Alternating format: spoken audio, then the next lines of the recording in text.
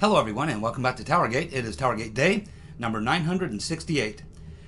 968, November 25th, 2019, Monday. Thank you so much for tuning in. Okay, it looks like Ruth Bader Ginsburg has left the hospital. She seems to be doing better, and that is good news because we need RBG to hang out until 2020. What we don't want is for something to happen to Ginsburg prior to the 2020 election.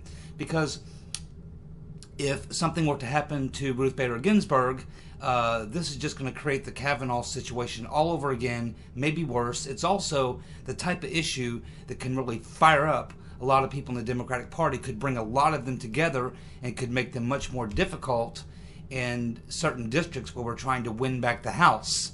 So we really don't want to have the SCOTUS issue being front and center in the upcoming elections in 2020. We want that the farthest thing from people's minds in the Democratic Party.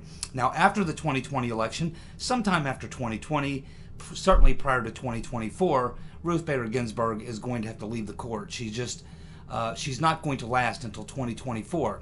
But I'd like to see her last until at least November the 6th of 2020, because we don't want that to be an issue for the Democrats.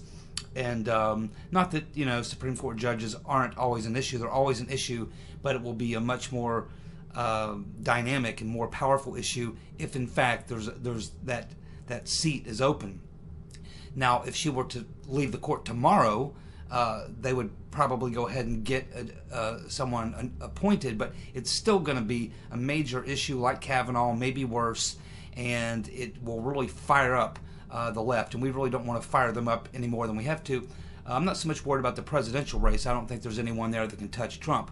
It's winning back the House is critical, and I don't want to lose the House or not be able to take back the House because of the SCOTUS issue in these key swing districts. So I'm really hoping Ruth Bader Ginsburg is doing well, and that I'm continuing to hope that she does well until at least the 2020 election. And I hope she does well after that. I just hope that she is finally forced to leave the court because she simply can't do it anymore. But I want that to happen after the election.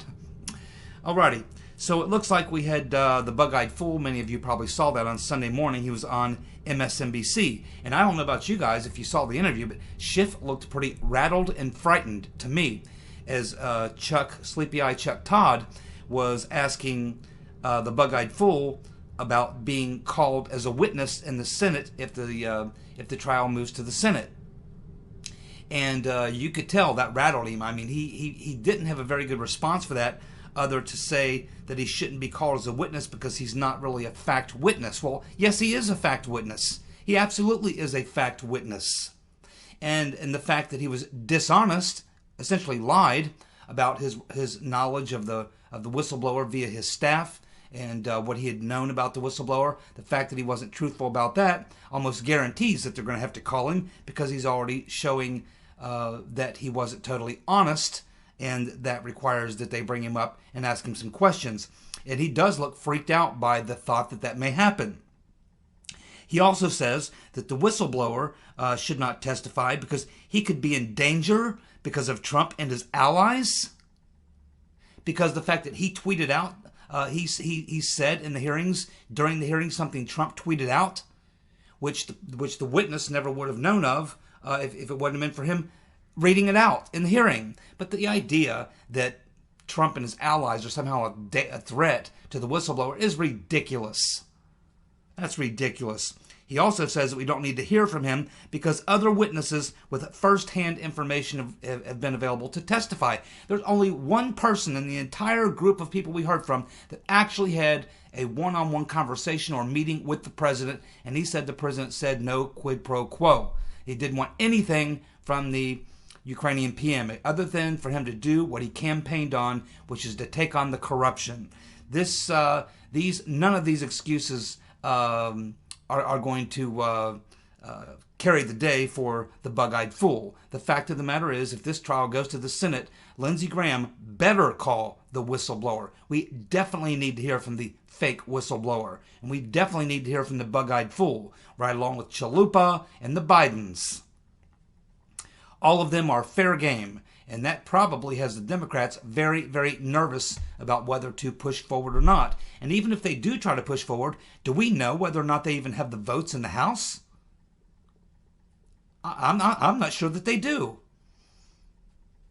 But yes, the bug-eyed fool, he looked very rattled and very unsettled and not very confident in his interview with Sleepy-eyed Chuck Todd. Looks pretty frightened to me. So we will see how this plays out. But believe me, if you think it's been bad up to this point, once that trial goes over to the Senate, it's going to be really, really bad. And I think the Democrats know it. I would not be surprised at all to see them try to pull some sort of a move to keep that from happening. Maybe they'll actually have a vote and allow it to fail by a couple of votes. I wouldn't be the least bit surprised. Well, it looks like Michael Bloomberg has officially entered the race, and he said he's willing to spend $3 billion. Well, you know, Bloomberg could spend $3 trillion. It ain't going to matter. Because he won't really... the expenditure of money would only come into play in the general election. It's not going to help him very much in the primaries. Because the primaries are pretty much the loyalties that people have for one of the 8 or 9 or 10 candidates they have. And you have to have something besides money to appeal to them people. It has to be the primaries. People are looking at your issues. And when you look at Bloomberg on the issues, he's not going to be popular. He's not going to take away Biden people, really, not very much, maybe a few. He's not going to cut into Sanders or Warren or any of those people. And plus, I mean, if you look at the Democratic Party, I'm thinking that the more activist folks in the Democratic Party, the last thing they want to do is nominate a billionaire who throws his hat into the race late in the game and basically comes in and says, yes, I'm just going to buy the nomination. I'm just going to drastically outspend everyone else, and you're going to vote for me. See, I don't think that's going to work in the Democratic primary. So I think that Bloomberg could spend $3 trillion. I think Bernie fans are sold on Bernie. I think Warren fans are sold on Warren. I think Biden fans, you might get a few to go over to Bloomberg. But the fact is, Bloomberg's got some really outrageously far left policies. And I just don't think that they'll play very well in the Midwest and in the South, or even some places in the Southwest. I just don't think he can get it done. I don't care how much money he spends. I don't think Bloomberg's going to be much of a factor at all, regardless of money. That's just my opinion. I could be wrong, but we're about to find out because he's officially in. We also had, following the bug-eyed fool on MSNBC with Sleepy-eyed Chuck Todd, following that we had Glenn Simpson and Peter Frisch, the founders of Confusion GPS. And of course, it's just exactly what you would expect from those two, particularly Glenn Simpson. He just sat there and lied. This is what this guy does. He's a liar, straight up. But Simpson, to me, again, a lot like Schiff, he looked very nervous, very frightened, and he acted very dishonest. He had a very difficult time making eye contact with Sleepy-eyed Chuck Todd. He kept looking down and away, and his body, I'm not a body expert or whatever, but you can kind of tell when someone looks like they're telling the truth and when someone isn't. And through that whole interview, he definitely looked like he was not telling the truth. But Simpson said, he alluded to the fact, suggested that he was tricked when he was asked about Veselnitskaya. He suggested he was tricked by Veselnitskaya. Isn't that funny? But Chuck Todd, again, avoided asking the real questions he should have asked. It was nothing but softballs. And the question he should have asked, Glenn Simpson, was, hey, there's something strange about this. Veselnitskaya was working for the Attorney General in Russia to come here and try to lobby to overturn the Magnitsky Act. So Glenn Simpson was hired by Veselnitskaya. She hired him to help her lobby and persuade members of Congress to overturn the Magnitsky Act. Glenn Simpson was in fact working with Veselnitskaya, who was sent there by the Russian Attorney General. And so he was actually working with the Russians. He was colluding with the Russians to overturn the Magnitsky Act.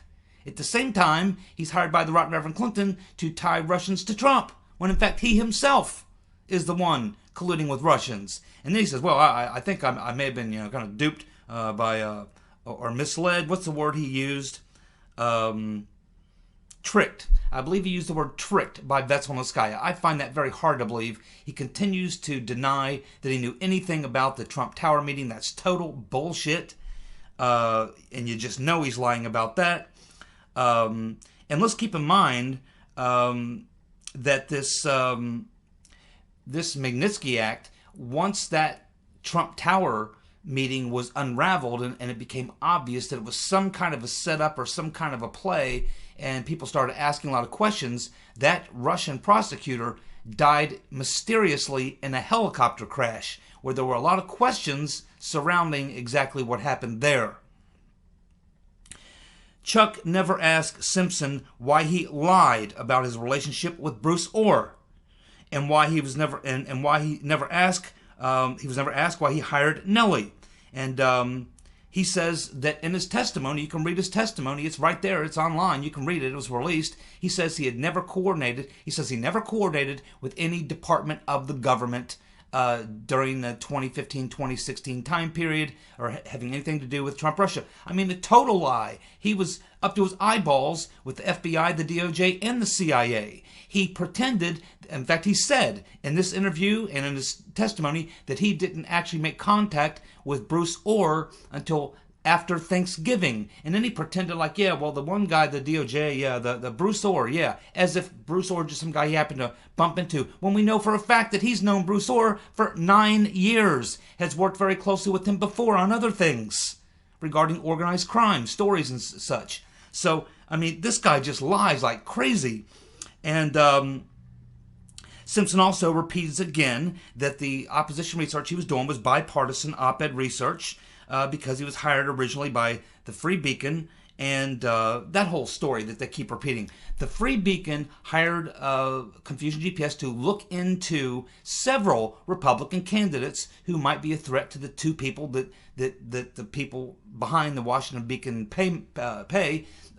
They were Marco Rubio and Jeb Bush, and they wanted opposition research on about a half a dozen Republican candidates, including Trump. But once the primary ended, they were out. And that's when Confusion GPS went to the Democratic Party, went to Clinton, Simpson's wife went to the White House, and the next thing you know, a week later, they got the contract. And it was only then that we started getting the proto-dossiers and all these other things. So Glenn Simpson is totally lying his ass off. Now,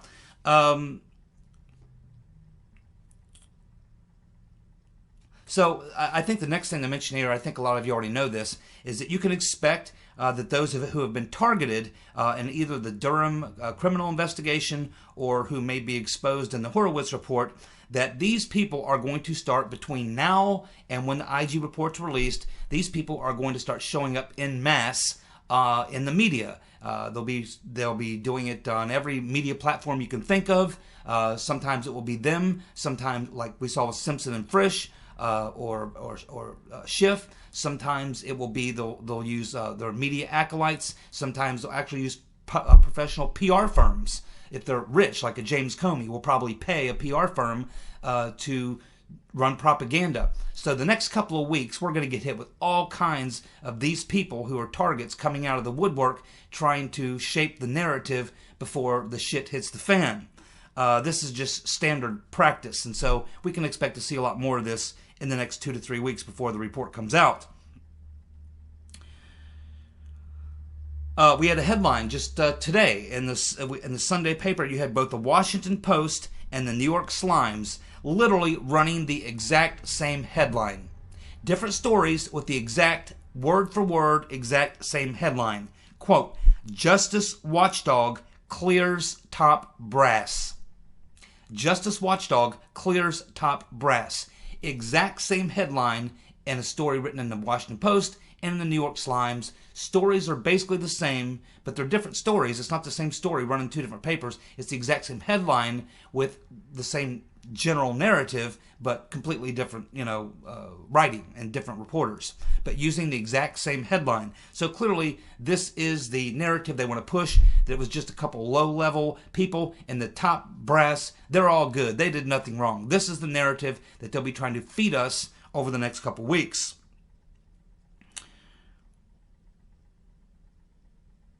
Yeah, and of course, following that up, we had Chris Ratboy Wallace on Fox News trying to push that same theory, saying that it was only a low-level guy who doctored an email, and that Trump was wrong, and that there's no conspiracy, and that the IG is going to find some misconduct, but that he'll find that there was a proper basis for opening the investigation. Total bullshit. Because anyone who's followed the story knows that that they say they opened the investigation on July 31st, 2016. Everyone knows that they were digging into Trump and sending spies into his campaign long before that, as early as March of 2015. So that's going to be debunked, but you see that doesn't keep Chris Ratboy Wallace from coming on and spreading the manure right along with the Washington Post, the New York Times, and all the rest. He is despicable. Absolutely despicable. Can't stand that guy. I don't know how people even watch him. So now, before we get into the dumbass of the week, just let me reiterate what I've said many, many times over the past several years regarding the Inspector Generals. Keep in mind, as you know, most of you know, I refer to Inspector General Huckleberry Horowitz as the custodian, because his job is to come in and clean up the mess. His job, like all Inspector Generals, is to come in and clean up the mess. So what is the Inspector General really? I mean, he works for the government. So when you get an Inspector General doing an investigation, you're talking about the government investigating the government. And they always come out clean. So every department in the government has an Inspector General, and that's because when they get caught with their hand in the cookie jar or doing something they shouldn't have been doing, and people are calling for investigations and such, they have to have someone on the inside come in and cover it all up, clean up the mess. That is the specialty of an Inspector General. They are the custodians, the cleanup men. They come in, first of all, they announce an investigation. Inspector General, investigation. And you notice how they always paint these Inspector Generals to be completely above reproach. They're nonpartisan, they're totally honest, they're straight arrows, they call them as they see them, balls and strikes, the whole 9 yards. You get all those sorts of things. Okay, so they automatically prep that position, and the person in that position is being somehow almost like some sort of a judge that can't be compromised. And then what they do is they have a investigation. So that gets people off their back for months and months and months, and in some case years and years, while they slowly drag out a long investigation. And then finally, after a year or two, when everybody's pretty much forgotten about it, they'll come out with a report, then they'll show up in front of Congress and answer some questions, and they'll point out where there were some mistakes made, some policies violated, and then they make their recommendations to make sure it doesn't happen again. Despite the fact that it happens over and over and over and over and over, and the only real way to make sure that it never happens again is to actually prosecute the people who violated the law. But they will never do that, because that's not their job. Because the job of the Inspector General is to protect the institution. They are the custodians, the cleanup men, to come in and clean up the mess on aisle 3 and protect the merchandise. That would be the store. That would be the institution, whether that's the Department of Justice, the FBI, the intelligence, CIA, the State Department, whoever it is. They all have their own IGs, and they all do the same thing. They cover it up, they clean it up, and cover it up. Now, sometimes things are so bad that they actually have to throw a few lower mid-level people under the bus. And you can expect that you'll see some of this. But they have to try to protect the people at the top, because people will think, well, if the people at the top are totally corrupted, then the whole thing is totally corrupted. So my thoughts on Horowitz, now his situation is that he's got a little tougher time this time around because he's got Attorney General Barr, who's probably not going to accept 1,000 pages of bullshit. And the idea, again, that Horowitz is going to come in and this thing's going to be super damning, I'm not expecting that. I'm expecting that it's certainly not going to be what they're portraying in the press. Is it's going to be nothing's going to be found, just this one level guy. Yeah, right. So Horowitz is coming out with a 1,000-page report that took him 2.5 years to do, and all he's going to find is that one low-level line FBI employee doctored an email.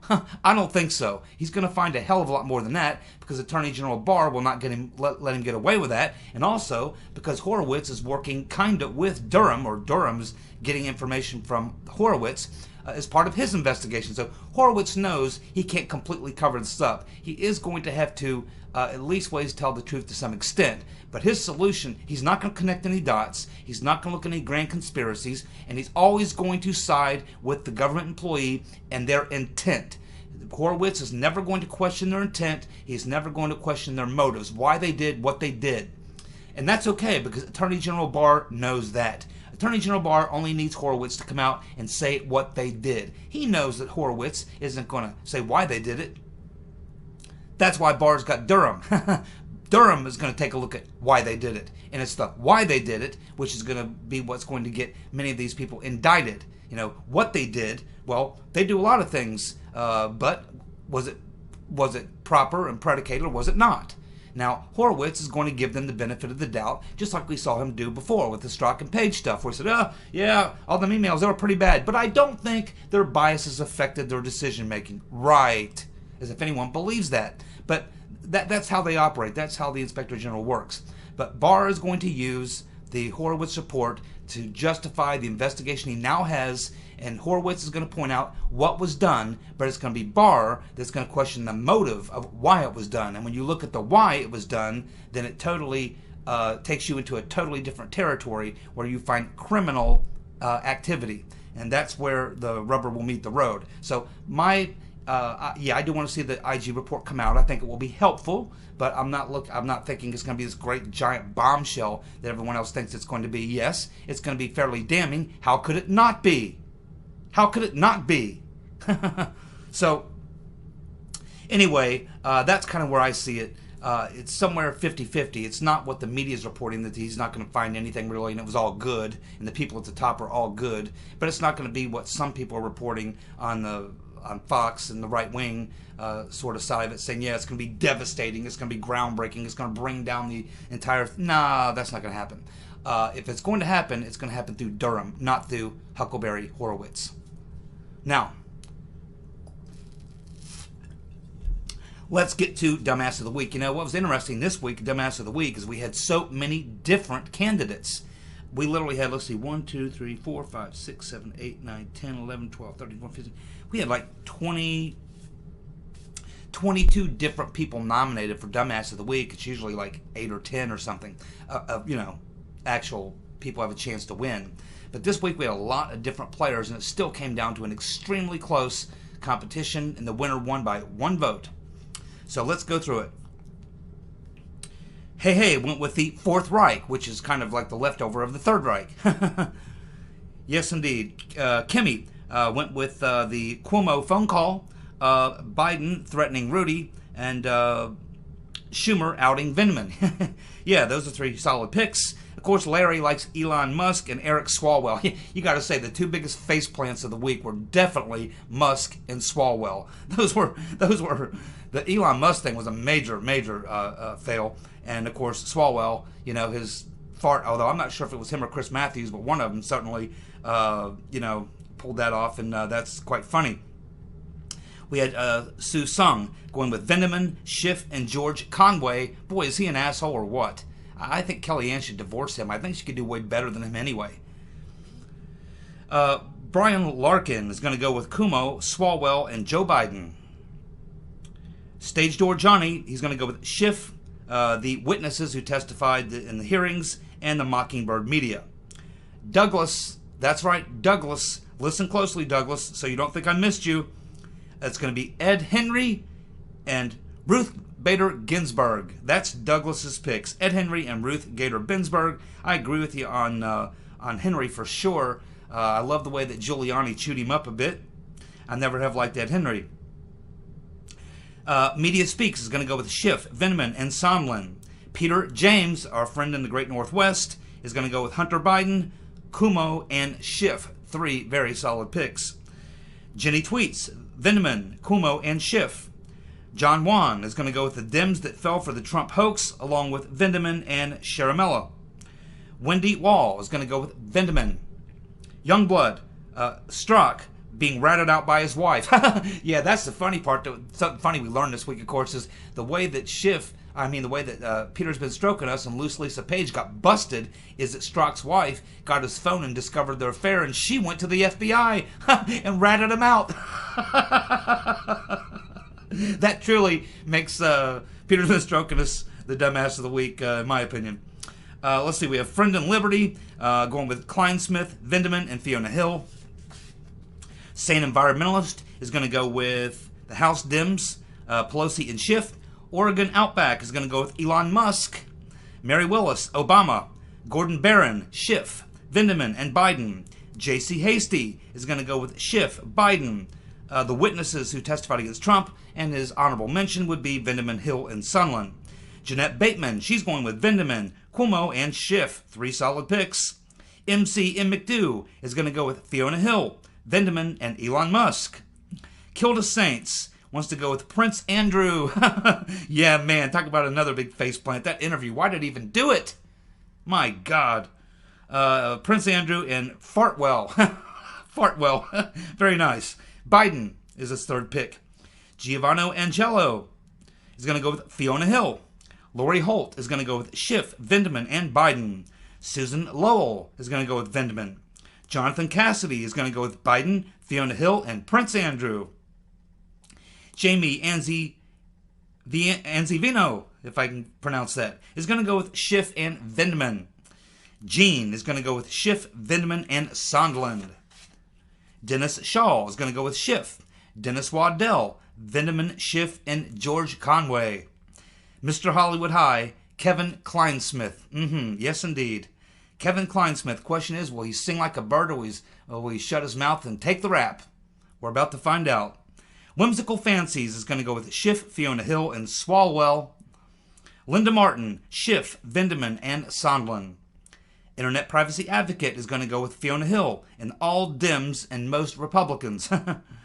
Seven is going to go with Schiff, Cuomo, and Biden. Moving in and moving out. Going to go with Vindman, Sondland, and Schiff. Sherman Lynn is going to go with Vindman and Sondland. Mike G., our friend over across the pond in the UK land, is going to go with Cuomo, Vindman, and the deep staters who are against Trump. Mystic Meadows is going to go with Elon Musk and Pelosi. Maura, the lovely and talented Maura, is going to go with Schiff and Vindman. Daniel is going to go with Schiff. Gary Pierce is going to go with Fiona Hill. Cards is going to go with Schiff. Jack Kennedy is going to go with A.G. Barr. Joe Mack is going to go with Biden, Fiona Hill, and Vindman. Mona Lisa is going to go with Schiff, Sharamella, and Pelosi. Mrs. Miggins will go with Swalwell, Elon Musk, and Cuomo. Paul Sagi is going to go with Schumer, Schiff, and Pelosi. Tiana is going to go with Vindman, Fiona Hill, and Cuomo/Swalwell. And Meredith Mueller is going to go with Vindman, Schiff, and the Trump holdovers. Yes, the Trump holdovers. They are a problem. And a lot of people want to know why Trump doesn't just fire all these people and get rid of all these people. And I wish it were that easy, but you got to remember, I don't know how many of you know about federal employees, what you have to do to be able to fire a federal employee. And even once you fire him, then they're defended by their union. Remember, government has a union. And those trials, my dad fired, he worked for General Electric, and at one time in his career before to become a design engineer, he was actually a manager. And he would fire somebody, and you wouldn't believe what it took to actually for him to be able to fire them. But once he did fire them, it would drag on. They would go into arbitration for years. Literally, he would have to go up these arbitration hearings once or twice a week for months on end. For him to fire somebody, it was unbelievable. And it's the same in these bureaucracies. The president does have the authority to fire anyone in the executive branch or whatever, but you can fire them, but they have recourse. and trying to fire a government employee. Plus, it's not really something that you see happen a lot. And of course, it does happen quite often as far as like ambassadors. I mean, Obama fired 40 ambassadors on day one. Just said, pack your bags and leave. I'm sending new people. But Trump is unfortunately being held to a different standard, and he doesn't have anyone to back him up. So it looks easy. It looks like, yeah, Trump should just fire everybody. But, you know, it's not that easy. And if he did it, he would create another political firestorm. He is not being treated like every other president.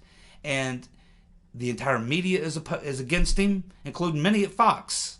He doesn't have any real allies. All he's got is his supporters. He's doing the best he can. And yeah, I would like to see him just fire and clean out the House, the NSC, the whole 9 yards, but it's not as easy as it looks, and firing a government federal employee is not just fire federal employees like firing anyone else. No, you get fired in the private sector, you're fired. See ya. You get fired as a federal employee, no. There's a whole lot of things that have to happen before you can fire a federal employee, and then they have all sorts of legal maneuvers and follow-ups that they can take advantage of, and it's not what it looks like. So I do understand that when people mention that, but the reality is it's not exactly what it looks like. It's not that easy. It's not like the private sector. You just fire somebody. Totally different with a federal employee. Now, as I said, this week's competition was extremely close. I mean, it was neck and neck and neck. It literally came down to the last vote. But it looks like winning again this week, 3 weeks in a row, is going to be the bug-eyed fool, the pencil neck geek, Adam Schiff for brains. And he collected 22 votes, finishing right behind him with 21 votes. 1 vote short of tying would be Vendeman, Lieutenant Colonel Vendeman, who's a traitor. And coming in number 3, we had Fiona Hill. Fiona Hill coming in 3rd. And then, you know, as I look at the rest of the tally, you did have a 3-way tie for 4th place with Cuomo, Biden, and Musk. And then you had a bunch of other people all really, really close within a vote of each other after that. So it's just a very close dumbass of the week this week. But the winner is, 3rd week in a row, Schiff, very, very followed very closely by Vendeman, and number 3, Fiona Hill. And one last thing on this Kevin Kleinsmith. Kevin Kleinsmith, I expect that obviously he's going to have one of two choices, either to cooperate or just to plead guilty. I don't think he'll go through a court trial. I mean, he either did it or he didn't. If they have the evidence, he'll probably plead guilty. Maybe they'll plead down to a lesser charge, and that's probably what he'll be advised to do.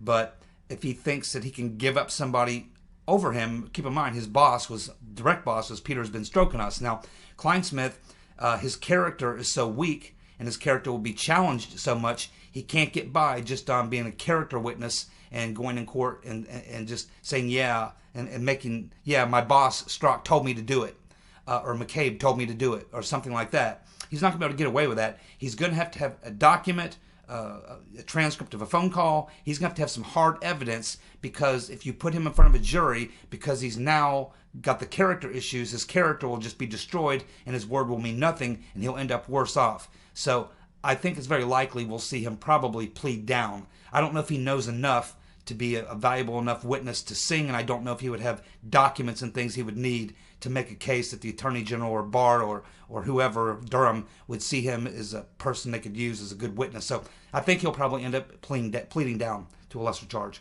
Thank you so much for tuning in. I'll be back tomorrow with more TowerGate. See ya. Bye.